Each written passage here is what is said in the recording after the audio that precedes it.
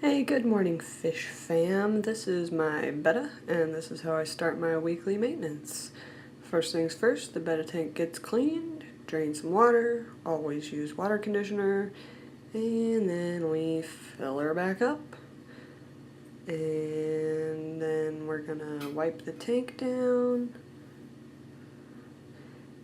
And that tank's done. That one takes about 30 minutes. Then we move on to the pea puffer tank, and that's me pulling out old snail shells because he is a messy eater. And then we take out some water, and I don't do a lot of water change on this one because it's only a 2.5 gallon. I don't want to shock him. I actually think it's a her, but that's okay. Wipe down the glass. I'm letting the algae grow on the other sides of the tank because it's, good for cleaning and doesn't really bother me, and I'm trying to get those to green, black out. See, it looks good now that the front's all clean. Then we move on to the 10 gallon, and this one has 2 Bashirs in it and a whole bunch of Vallisneria. And we drain some water out, change out the filter floss, pull out this random piece of green string algae that's in there, and wipe down the glass. That one had some serious algae on that one side of the glass, so we got that good.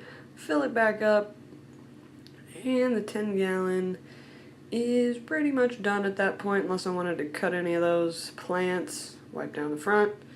Beautiful. Moving on, 20 gallon long. This one is a little bit higher in maintenance because it's way overstocked. That's why I'm running 2 50-gallon sponge filters and a 50-gallon hang-on back filter on this because there's too many fish in this system. So lots and lots of plants. I got the bamboo in the back, switching out the filter floss. Scrape the front of the glass so that I can always see in there. And then we're gonna see, this one little piece of valve decided it was gonna jump out into my little open area there, so we gotta cut that out and put him back a little further. So I'm just gonna snip it off. It's gonna float. Grab it. And then I gotta figure out where I want to put it. Sometimes I'll put them in other tanks, but this one's going right back in here. We're just gonna shove him further back because I'm trying to make like a wall back there of Vallisneria, and I don't want him coming forward too much. So we're gonna shove him back there in the back. Everyone, please ignore my hair. Saturday mornings, I don't change out of my PJs. So fill her back up.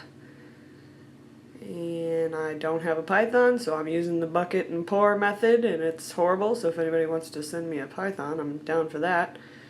20 gallons long, and we move on to the big boy tank. This is my ropefish tank where they're waiting for me to build the system I'm working on to try and breed them. And trim out some plants there, replant some stuff, pull out some water, change out the filter floss, put some water back in. Bucket and pour method because I have no python. No python.